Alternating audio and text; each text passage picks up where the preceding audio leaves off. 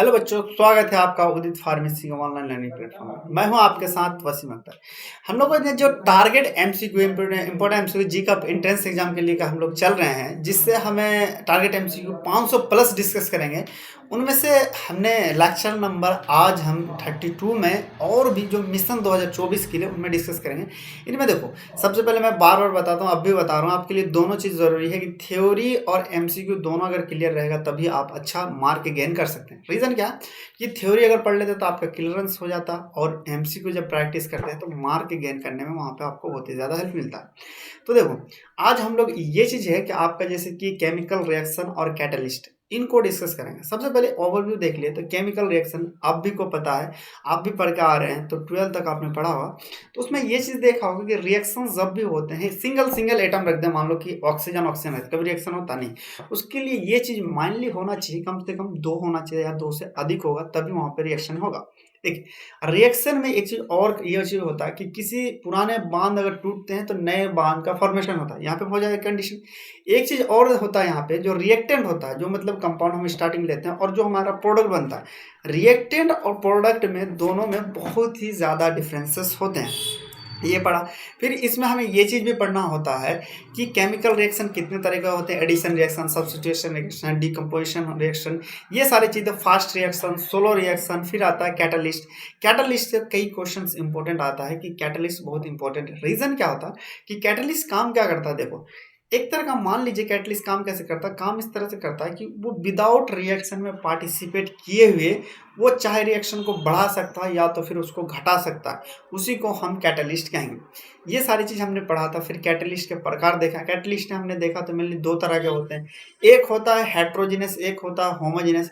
हेमोजीनस के बारे में बात करें तो अगर जो रिएक्टेंट है और आपका जो कैटलिस्ट है अगर सेम गैस है और तो ये भी गैस है, तो अगर गैस गैस रहे तो वहाँ पे आपका आ जाता है कि होमो कैटलिस्ट आता है। फिर अगर आपका जो रिएक्टेंट है और आपका जो कैटलिस्ट है अगर अलग अलग फेज है तो वहाँ के लिए आपको हेट्रो आ जाता है। इन सब चीज़ों को भी आपको डिस्कस करना है, तो करते हैं, चलिए स्टार्ट करते हैं हमारे केमिकल रिएक्शन को। अब डेफिनेशन के बारे में बात करें, केमिकल रिएक्शन, केमिकल रिएक्शन क्या है कि वह प्रक्रिया या फिर कह लीजिए वह प्रक्रम या वह प्रोसेस है जिसमें एक से अधिक पदार्थ किसी नए पदार्थ, मतलब एक से अधिक पदार्थ किसी नए पदार्थ का, जैसे कि जो किस तरह से कर सकते हैं, जो संगठन गुण आदि और प्रारंभिक पदार्थ से भिन्न हो। मतलब कि यहाँ पे ये कह रहा है कि एक या एक से अधिक, यहाँ पे 2 ले लिया हमने, ये कह रहा है कि इसके जो है आपके यहाँ से इसका गुण अलग होना चाहिए, जो हमारे पास प्रोडक्ट प्रेजेंट होता है या तो फिर उस चीज में परिवर्तित हो जाती है, उसी को हम रासायनिक अभिक्रिया कहते हैं। केमिकल रिएक्शन क्या है? केमिकल रिएक्शन एक तरह का प्रोसेस है जिसमें एक या एक से अधिक पदार्थ मिलकर एक नए पदार्थ की उत्पत्ति करती है, जो कि उस जो स्टार्टिंग वाले हैं उसको छोड़ के कोई अदर अदर गुण देता हो। जैसे यहाँ पे देखो, यहाँ पे हम देखते हैं O2 क्या है, आपका ऑक्सीजन सिंपल सी किसके फॉर्मेट में प्रेजेंट होता है, ये हमारे गैस के प्रेजेंट में प्रेजेंट होता है। लेकिन यहाँ पे जल अगर बन गया, जल क्या है हमारे पास, क्या बना, यहाँ पे हमारे पास मीथेन ले लिया और ऑक्सीजन ले लिया, तो बिना क्या, कार्बन डाइऑक्साइड और वाटर बन गया। यहाँ पे क्लियर है आपको, मतलब ये चीज बनी है। तो यही चीज ये कह रहा है, केमिकल रिएक्शन एक तरह का प्रोसेस है जिसमें आपको जो हमारे रिएक्टेंट लिया, और इस वाले को हम रिएक्टेंट कहते हैं, जो हम इधर लेते हैं इसे हम रिएक्टेंट कहते हैं, और जो इधर प्रोडक्ट बनता है इससे जो बनता है उधर हम प्रोडक्ट कहते हैं। इसका एमसीक्यू यहाँ से ये चीज बन सकता है कि जो आपका जो प्रारंभिक, मतलब कि स्टार्टिंग में हमने जो मॉलिक्यूल्स लिया, जो कंपाउंड लिया, उससे रिएक्शन अगर कराएंगे तो जो रिजल्टेंट हो उनका गुण से मिलेगा या नहीं मिलेगा। लास्ट आंसर क्या लगाना है, नहीं मिलेगा, क्योंकि इसका जो प्रोडक्ट होता है वो अलग ही रहता है। अब आगे देखते हैं क्या करते हैं। किसी भी रासायनिक अभिक्रिया में भाग लेने वाला तत्व यानी यौगिक के पुराने बांध टूटते हैं और नए बांध बनते हैं। यहाँ इंपॉर्टेंट ये चीज है कि केमिकल रिएक्शन में एमसीक्यू एक और बनता है।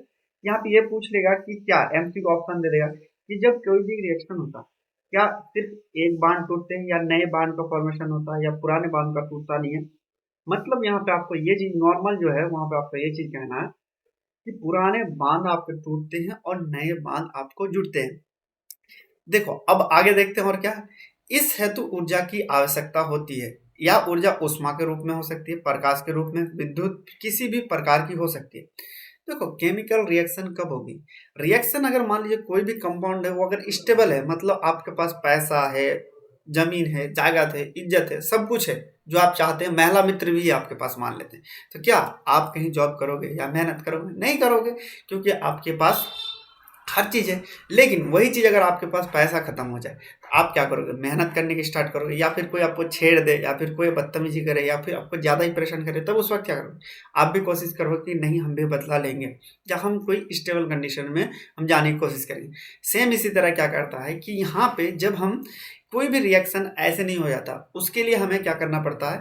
उसके लिए ऊर्जा देने की आवश्यकता होती है। चाहे वो गर्मी के रूप में दे दो आप, इलेक्ट्रिक के रूप में दे दो, या तो फिर प्रकाश के रूप में दे दो। जैसे कि एग्जांपल पे कहते हैं, केमिकल देखते हैं, एग्जांपल पे लेते हैं। आपको पता है प्रकाश के प्रेजेंस में फोटोसिंथेसिस होता है, पौधा खाना बनाता है, वो भी एक तरह का तो केमिकल रिएक्शन होता है। जैसे इलेक्ट्रोलाइसिस में, या तो फिर घर में जो इन्वर्टर बैटरी यूज होता है, उसमें भी तो आप लोग के क्या है, आपका एक तरह का केमिकल रिएक्शन होता है, उसको विद्युत में कन्वर्ट होता है। ये सारी चीज आपको कह सकते हैं केमिकल। अब देखते हैं यहाँ पे तीन चीज आपको इम्पोर्टेंट।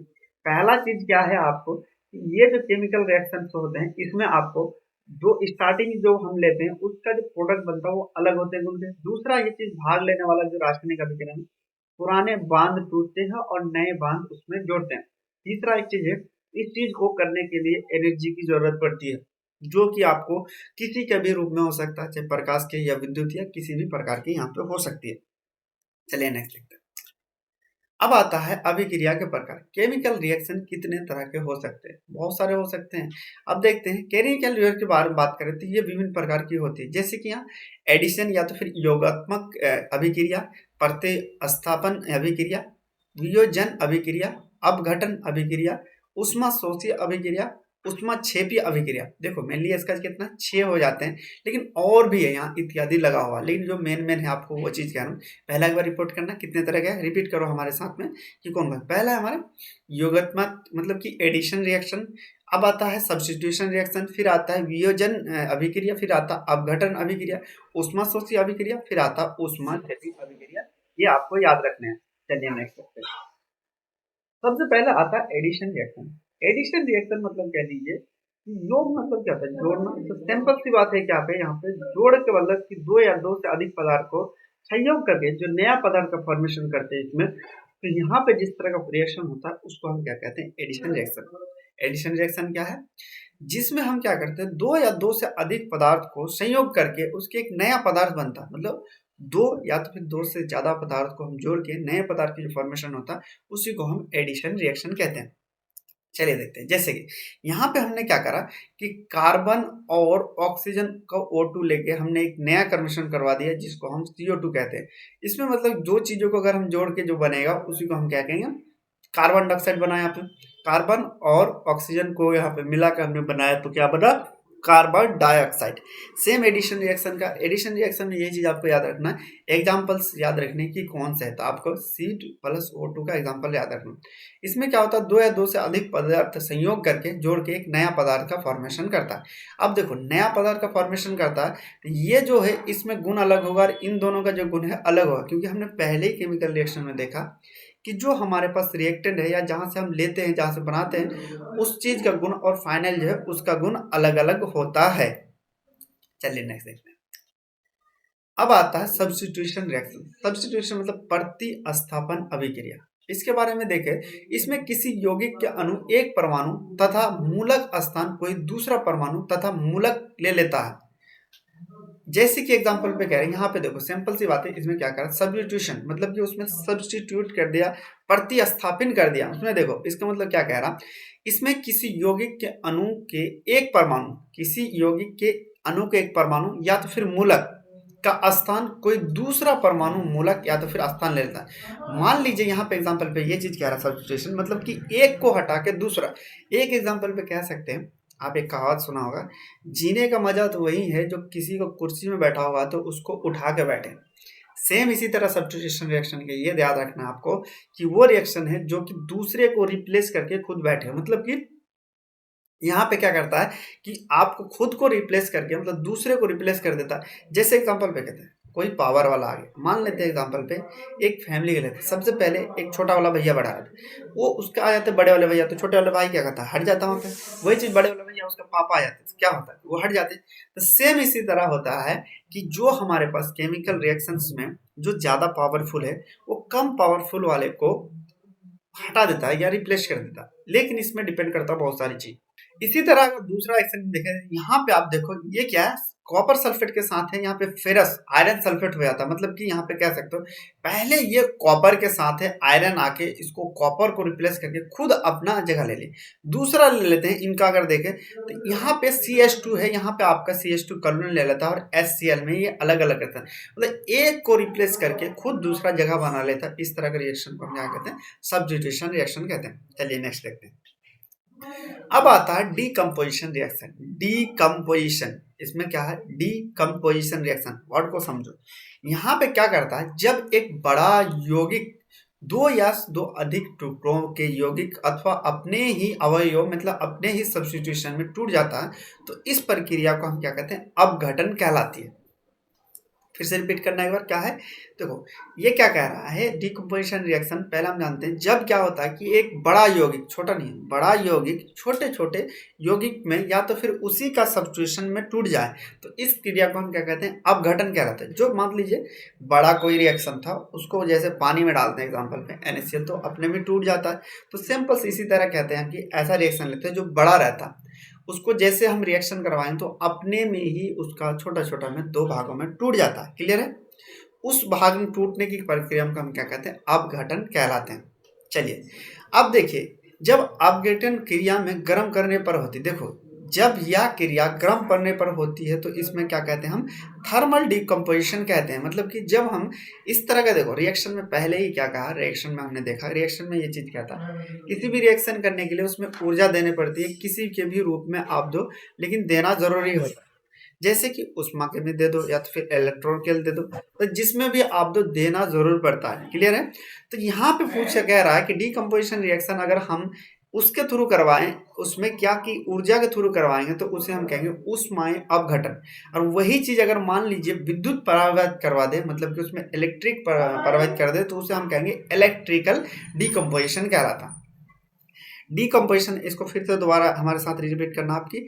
डीकम्पोजिशन रिएक्शन ऐसा रिएक्शन जो बड़े कंपाउंड अपने में ही छोटे में टूट जाए, लेकिन ऐसे नहीं टूटता, उसको टूटने के लिए हम क्या करते हैं, चाहे हम हीट दे देते हैं या तो फिर हम क्या करते हैं, दूसरा हम यूज करते हैं किसका, हम यूज करते हैं इलेक्ट्रिक का। अगर हम हीट देकर करके तो उसे हम ऊष्मा अपघटन कहते हैं, अगर वही चीज इलेक्ट्रिक देकर करवाते हैं तो उसे हम क्या, इलेक्ट्रिकल डिकम्पोजिशन कहते हैं। क्लियर है आपका। जैसे कि एग्जांपल पे देखो, यहाँ पे हमने क्या करा, 2H2O को हमें विद्युत कर दिया थी। अगर मान लीजिए इसमें हम करंट फ्लो करते हैं, एकदम हिला देता है, जैसे बॉडी में आप लोगों को हिला देता है करंट पास करे, उसी तरह यहाँ पे विघटन में आपका खुद हिल जाता है, जिसके कारण ये अलग अलग हो जाते हैं। अब देखते हैं डिसोसिएशन रिएक्शंस।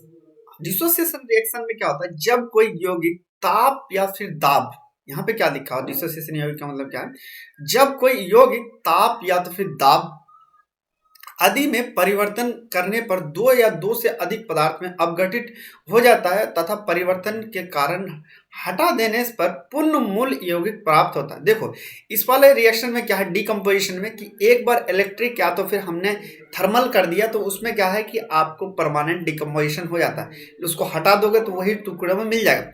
लेकिन यही चीज अगर हम डिसोसिएशन में लेते हैं, डिसोसिएशन में क्या चीज है, सेम क्रिया अगर करते हैं, सेम क्रिया मतलब कि चाहे उसमें हम प्रेशर दे देते हैं या तो फिर हम उसमें गर्म कर दिए। जैसे कि एग्जांपल पे कहते हैं, मान लीजिए हम क्या करते हैं कि पानी को मान लीजिए ज्यादा गर्म कर देते हैं तो गैस के फॉर्म में कन्वर्ट हो जाता है, लेकिन उसी को जब हम ठंडा करेंगे तो क्या, फिर हमारे लिक्विड फॉर्म में प्रेजेंट होता है। सेम इसी तरह क्या है कि ऐसा रिएक्शन या ऐसा चीज जो कि हम किसी को जब हम उसे गर्म करते हैं तो वो क्या होता है, आपको दो या दो से अधिक यौगिक में आपका कन्वर्ट होकर हमें प्राप्त हो जाता है। तो इस तरह के जो रिएक्शन होते हैं उसे हम डिसोसिएशन या तो फिर वियोजन कहलाती है। जब ये क्रिया गर्म करने पर होती है तो इसे हम थर्मल डिसोसिएशन कहते हैं, जब इसे हम इलेक्ट्रिक होता है तो इसे हम विद्युतीय डिसोसिएशन कहते हैं।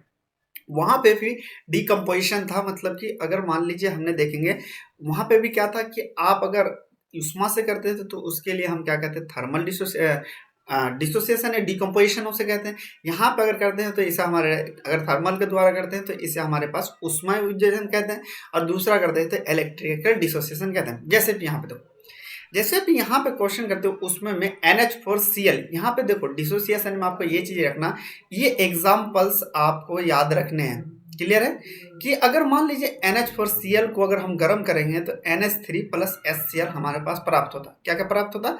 NH4Cl को अगर हम गर्म करेंगे तो NH3 प्लस HCl प्राप्त होता है। क्लियर है? यहाँ पे ये वाला इंटीग्रल। इसी तरह हम NaCl को अगर मान लीजिए विद्युत देंगे तो Na प्लस Cl माइनस में कन्वर्ट हो जाता है। लेकिन इसे अगर हम फिर विद्युत हटा देंगे तो ये क्या होगा, फिर हमारे पास वही फॉर्म में प्रेजेंट हो जाएगा जिस फॉर्म में हमारे पास था। यहाँ पे देखो एक क्वेश्चन पूछ लेगा एक चीज, क्या डिसोसिएशन रिवर्सिबल रिएक्शन है? रिवर्सिबल रिएक्शन उसे कहते हैं कि जहां से हमने स्टार्ट करा अगर उसे रोक दो, चीज हटा दे तो फिर वहीं पे आ जाए। सेम इसी तरह इसमें क्या है आपका डिसोसिएशन रिएक्शन में कि आप अगर मान लीजिए जो चीज से परचेज में कर रहे हैं, जैसे कि सिंपल सी बात है एक चीज कि ये वाला अच्छा एग्जांपल है डिसोसिएशन का, कि अगर मान लीजिए पापा और भैया घर में है तो आप अच्छे से पढ़ रहे हैं, स्टडी क्या करते हैं आप अच्छे से कर रहे हैं, और जैसे वो हट गया पापा या भैया हट गया तो आप फिर वही मस्ती करने लगते हैं, फिर भैया पापा आ जाते हैं, फिर स्टडी करने लगते हैं। तो जहां से छोड़ा था वहीं पे आप वापस आ जाते हैं, मतलब अगर घर में नहीं रहेंगे कोई। सिंपल सी ये है आपका डिसोसिएशन रिएक्शन। अब आता है डिकम्पोजिशन, जो हमने पढ़ा वो कैसा रिएक्शन है कि एक बार कोई मोटिवेशन कर दिया, जैसे आप लोग अभी जिम्मेदारी है कि जी का एग्जाम देना है, क्वालिफाई करना है, अच्छा मार्क लाना है, माँ बाप का नाम रोशन करना है, तो मतलब एक जिम्मेदारी ले लिया, तो एक बार हमने मोटिवेशन आप कर लिए तो उस पे लिए बार बार हमें करना नहीं पड़ता, वो उस तरह का कह सकते हैं हमें कि वो डिकम्पोजिशन रिएक्शन है। और डिसोसिएशन रिएक्शन वहाँ होगा जब बच्चों में 6 क्लास 7 क्लास में पढ़ते हैं, जो अपनी रिस्पॉन्सिबिलिटी को नहीं समझते हैं। चलिए नेक्स्ट देखते हैं। अब आता ऊष्माक्षेपी या तो फिर ऊष्माशोषी अभिक्रिया। दो तरह के रिएक्शन यहाँ पे 6 तरह में से हमने देखा पहले कि एडिशन, सब्स्टिट्यूशन, फिर डिकम्पोजिशन, फिर हमने देखा यहाँ पे आपको डिसोसिएशन देखा, फिर आया ऊष्माशोषी या तो फिर कह ली एक्सोथर्मल या तो फिर इंडोथर्मल। ऊष्माक्षेपी और ऊष्माशोषी ये 2 तरह के होते हैं। अब देखो इसमें हम जानते हैं वह अभिक्रिया जिसमें ऊष्मा मुक्त होता उसे हम ऊष्माक्षेपी अभिक्रिया कहते हैं। क्लियर है? वह अभिक्रिया जिसमें ऊष्मा मुक्त होती है उसे हम क्या कहेंगे, ऊष्माक्षेपी अभिक्रिया कहलाती है, जो कि मुक्त होगा। जैसे एग्जांपल पे यहाँ पे अगर हम ले लेते हैं कि C+O2 को अगर मान लीजिए रिएक्शन करवाएंगे तो CO2 बनता है प्लस ऊष्मा। अब देखो यदि ऊष्मा की मात्रा ज्ञात हो तो समीकरण में वह मात्रा लिख दी जाती है। जैसे कि अगर ऊष्मा की मात्रा, अगर मान लीजिए यहाँ पे इस तरह का अगर रिएक्शन रिप्रेजेंट रहेगा, इसका रिप्रेजेंट करने का जो सही तरीका है वो क्या है आपका, तो वो अगर वो ऊष्मा कैलोरी में हमारे पास ज्ञात हो तो कैलोरी क्या है इसका एक, वो ये अगर हमें ये ऊष्मा पता हो कितना हो तो हम वहाँ पे ज्ञात करके लिख देना चाहिए। जैसे कि यहाँ पे 94,330 यहाँ पे आता है, 300 कैलोरी होता है कि 94,300 आपका कैलोरी यहाँ पे रिलीज होता है। अगर हमें ये चीज़ पता है तो यहाँ पे हम लिख देंगे। इस वाले में इंपॉर्टेंट क्वेश्चन ये वाला जो कैलोरी आप याद रखना, रिएक्शन दे देगा और पूछेगा कि एक बात बताओ कितना आपके पास कैलोरी रिलीज होता है जब हम कार्बन प्लस ऑक्सीजन का रिएक्शन करवाते हैं, जो CO2 बनता है कितना, तो 94,300 ये चीज आपको क्या है याद रखना है। चलिए देखते हैं वह अभिक्रिया जिसमें आपको ऊष्मा को क्या करता, उल्टा एब्जॉर्ब कर लेता। इसमें था क्या ऊष्माक्षेपी में कि ऐसा रिएक्शन जिसमें कि रिएक्शन होके एनर्जी हीट को प्रोड्यूस करे, ऊष्मा या तो फिर एनर्जी को क्या करे प्रोड्यूस करे। दूसरा अभिक्रिया जिसमें एनर्जी को और एब्जॉर्ब कर ले उसको हम कहते हैं ऊष्माशोषी। जैसे कि एनर्जी चाहिए, एनर्जी को ऑब्जॉर्व कर लेता है, उसको हम क्या कहते हैं ऊष्माशोषी कहते हैं।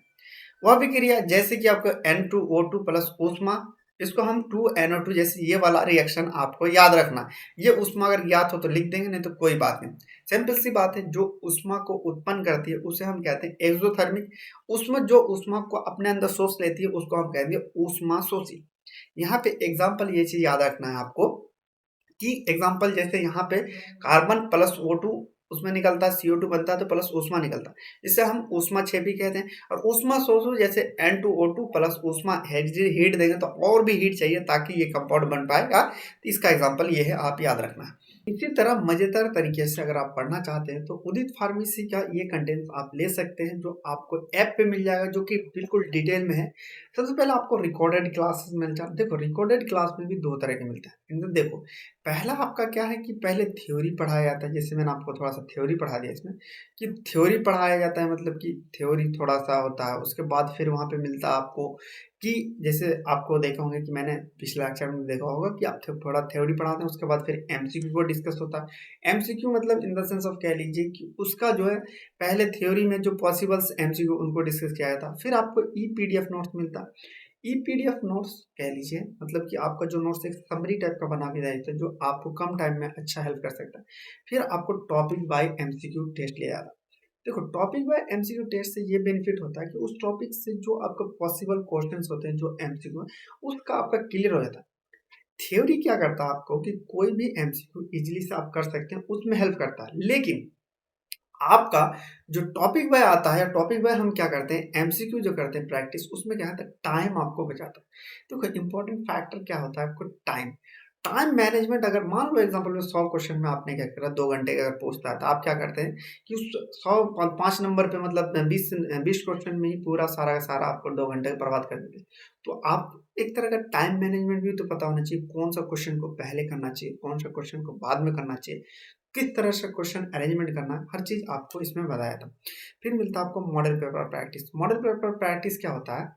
मॉडल पेपर प्रैक्टिस एक चीज़ होता है कि जो भी आपको पढ़ाया जाता है या फिर उस पिछले साल में जो पूछा गया, उनके हिसाब से जो क्वेश्चन पॉसिबिलिटी होता है, उनको आपको बताया जाता है, उनके हिसाब से पेपर बनाया जाता है, फिर आपको बताया जाता है। और फिर आपको प्रीवियस पेपर प्रैक्टिस किया जाता है, जो पिछले साल पूछा गया किस तरह का पूछा था। फिर proper time management in the sense of कि कौन सा क्वेश्चन कब करना, कैसे करना, सब कुछ बताया था। देखो इन सब चीज़ करने के बाद भी अगर कुछ समझ में नहीं आया तो आपको मिलता है लाइव क्लास। लाइव क्लासेस मिलता है, और लाइव क्लासेस में आपको कोई भी क्वेरी हो जो आप इनमें से समझ में नहीं आया, कुछ दिक्कत है या फिर कोई टॉपिक वाइज समझ में नहीं आया, रिकॉर्डेड क्लासेस में आपको समझ में नहीं आया, तो आपको लाइव क्लासेस मिलता है, उससे आप कोई भी क्वेश्चन पूछ सकते हो उससे रिलेटेड, जो आपको क्लियर कराया जाता है। इसके लिए आप क्या कर सकते हैं कि आप प्ले स्टोर पर गूगल में अगर है तो गूगल में आपको पता ही है कि आपका फ़ोन में एंड्रॉइड में प्ले स्टोर होता है, उसमें जाएँगे आप उदित फार्मेसी सर्च मारेंगे, फिर इस तरह का डाउनलोड आपको दिख जाएगा, मतलब इस तरह का ऐप दिख जाएगा, उसको आप डाउनलोडिंग करेंगे। फिर आप अपना डिटेल भरना, नाम और ईमेल आईडी या फिर फ़ोन नंबर आप भर सकते हैं, आप स्टार्ट कर सकते हैं। उसके बाद फिर यहाँ पे स्टोर पे क्लिक करेंगे। स्टोर पे क्लिक करने के बाद आपको यहाँ पे दिख जाएगा, इस वाले सरणी में आपको क्या है एंट्रेंस एग्जाम का कोर्स दिख जाए। उस कोर्स पे आप क्लिक करेंगे और फिर वहाँ पे कोई भी डिटेल में अगर कोई भी दिक्कत होती है पेमेंट से रिलेटेड, जो आपको 8 बजे से सुबह के शाम बजे तक आप उससे कांटेक्ट कर सकते हैं, वो आपको लाइव सपोर्ट मिल जाएगा। तो आप वहाँ जाकर अगर पढ़ेंगे ऐप में तो बहुत सारे डिटेल में है, क्वेश्चन प्रैक्टिस है, वहाँ पे आप कर सकते हैं। चलिए आगे फिर हम जानते हैं और भी हम अपने टॉपिक्स को डिस्कस करते हैं और एमसीक्यू का हम देखते हैं कि कैटालिस्ट एक तरह का ऐसा पदार्थ है जो रासायनिक अभिक्रिया के वेग को मतलब क्या करता है, वेग को मतलब कह सकते हैं कि इसके रेट को क्या करता है। देखो हम अगर बात करें इसमें रासायनिक अभिक्रिया मतलब कि इसमें क्वेश्चन पूछ रहा है कि जो हमारा कैटालिस्ट है इसके बारे में पूछ रहा है। कैटालिस्ट कैटालिस्ट का फिर एग्जांपल मैं दे देता हूँ, वही चीज़ है। कैटालिस्ट मतलब वो क्या करता है कि किसी भी केमिकल रिएक्शंस में बिना पार्टिसिपेट किए उस रिएक्शन का चाहे वो बढ़ा सकता है या तो फिर घटा सकता है। जैसे भी एग्जांपल पे ले लिया मैंने, फिर बताता हूँ कि जैसे कि आप पढ़ाई कर रहे हैं, जब छोटे में थे तो क्या होता था, पापा या भैया के प्रेजेंस में आप अच्छा पढ़ाई करते थे, लेकिन वो जब चले जाते थे तो उतना इफेक्टिव नहीं पढ़ते थे। ले और एक चीज़ आता है, भैया और पापा आपके पढ़ाई में कंट्रीब्यूशन नहीं करते थे, लेकिन वहाँ पे प्रेजेंट होकर आपको पढ़ाई में मदद करते थे। क्लियर है? सेम यहाँ पे देखते हैं, कैटालिस्ट भी काम क्या करता है कि वो सिर्फ प्रेजेंट रहता है, उसके प्रेजेंट में केमिकल रिएक्शन होता ना ही। देखो कैटालिस्ट ना ही वो शुरू करता है, जैसे कि भैया और पापा तो नहीं कहते कि ले पढ़ ले पढ़ ले, आप लोग पढ़ने बैठ जाते हो भैया और पापा रहते तो। इसमें क्या है हमारे पास कि मेनली यही चीज होता है कि कैटलिस्ट ना ही रिएक्शन को शुरू करता, पहले से ही रिएक्शन स्टार्ट होता है, ये बस क्या करता है चाहे आप रेट केमिकल को बढ़ा देता है या तो फिर घटा देता है। अब इसमें बात करते हैं ये बेग में क्या करता, बढ़ाता बिल्कुल सही है, घटाता ये भी सही है, परिवर्तित करता सबसे ये अच्छा लग रहा है, इनमें से कोई नहीं करता। देखो ये वाला तो गलत हो जाएगा। इनमें से अगर बात करें सबसे पहले तो ये क्या करता है, रेट और पर्सन को दोनों को घटा देता है या बढ़ा देता है। मेनली इसमें क्या है, इसका मोटो यही रहता है कि आपका जो केमिकल रिएक्शन है उसको चेंज करना और उसे मेनली कह सकते हैं कि उसका जो रेट और बढ़ाना या तो फिर उसको घटाना इसका जिम्मेदारी रहता है किसका, कैटलिस्ट का। चलिए नेक्स्ट देखते हैं। अब आता है कि उत्प्रेरक मतलब कैटलिस्ट का खोज किसने की थी। खोज के बारे में बात करें, सबसे पहले अगर बात करें तो देख लेते हैं हमारे पास, अब तक अगर आप पढ़े होगे तो आइडिया लग जाएगा। रादरफोर्ड ने क्या कहा था, आपका प्रोटॉन का अलग करके बताया था, लुईस ने अलग चीज कहा था, कैसल ने अलग करा था। तो यहाँ बात करें किसने, बेर्जीलियस ही एक ऐसा इंसान है जिसने आपको कैटलिस्ट का खोज किया था। अब देखो बेर्जीलियस क्या उत्प्रेरक का खोज किसने किया था, आपको बेर्जीलियस, या तो फिर ये चीज कह देगा कि बेर्जीलियस ने किस चीज की खोज किया था, आपको कैटलिस्ट जिसे हम उत्प्रेरक कहते हैं उसका खोज किया था। इसी तरह से और भी डिटेल में आपको पढ़ना है तो आप ऐप पे जा सकते हैं। ऐप में आप वहाँ पे डिटेल में आपको पढ़ाया गया है, आप प्ले स्टोर पे जाके ऐप को डाउनलोडिंग कर सकते हैं। मिलते हैं नेक्स्ट लेक्चर में, तब तक के लिए बाय बाय, टेक केयर।